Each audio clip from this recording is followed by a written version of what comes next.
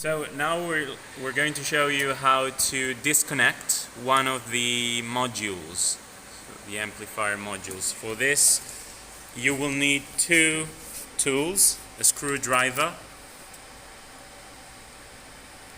and this. Okay.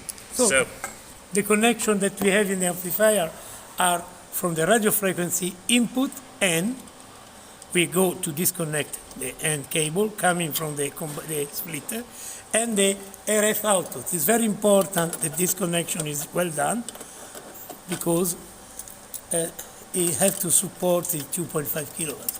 Okay, we disconnect this, and then we take out the cable that goes to the combiner first.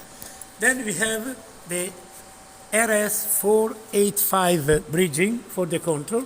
We disconnect the two RJ45.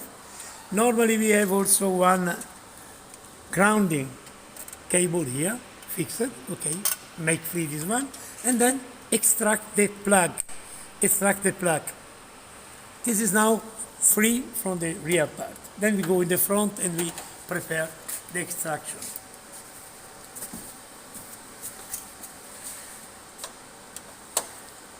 You have to unscrew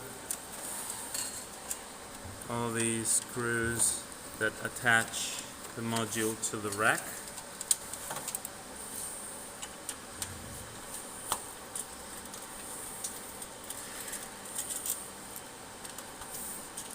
Prepare a place where you place the amplifier always, because it should be.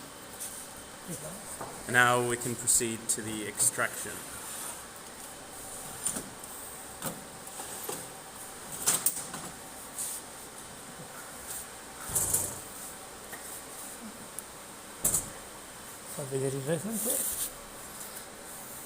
So, RF input, RF output, grounding. This is not used in this application. Here we have the bridging of the RS485, and here the mains power connector.